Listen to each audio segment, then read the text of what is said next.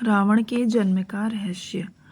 रावण के पिता विश्वेश्रवा महान ज्ञानी ऋषि पुलत्स्य के पुत्र थे और महान ज्ञानी संत थे।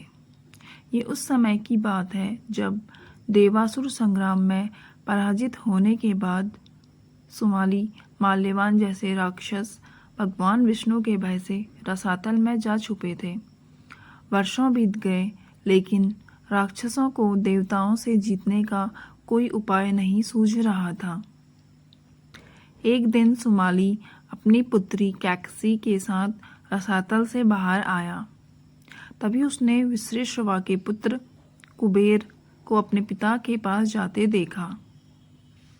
कुबेर को देख सुमाली प्रभावित हुआ और उसने सोचा कि कुबेर जैसा पुत्र सुमाली को मिले जिससे उसे देवताओं से विजय पाने में आसानी होगी। इसलिए सुमाली ने अपनी पुत्री कैकसी से कहा कि पुत्री, मैं तुम्हारे लिए एक सुयोग्य वर की तलाश नहीं कर सकता, इसलिए उसे स्वयं ऋषि विश्वेश्रवा के पास जाना होगा और उनसे विवाह का प्रस्ताव स्वयं रखना होगा। पिता की आज्ञा के अनुसार कैकसी ऋषि विश्वेश्रवा के आश्रम में पहुंच गई। ऋषि उस समय अपने संध्या वंदन में लीन थे। आंखें खोलते ही ऋषि ने अपने सामने उस सुंदर युवती को देखकर कहा कि वे जानते हैं कि उसके आने का क्या प्रयोजन है। उसने बताया कि वह उनसे पुत्र प्राप्त करना चाहती है। ऋषि विश्वेश्रवा ने बताया, जिस समय वह उनके पास आई है बहुत ही दारुण बेला है, जिसके कारण ब्राह्मण कुल में उत्पन्न होने के बाद भी उनके पुत्र राक्षस प्रवृत्ति के होंगे।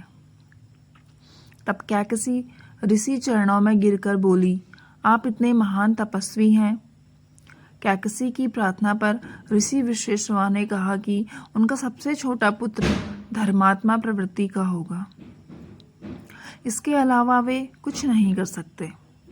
कुछ समय पश्चात कैकसी ने एक पुत्र को जन्म दिया जिसके 10 सिर थे।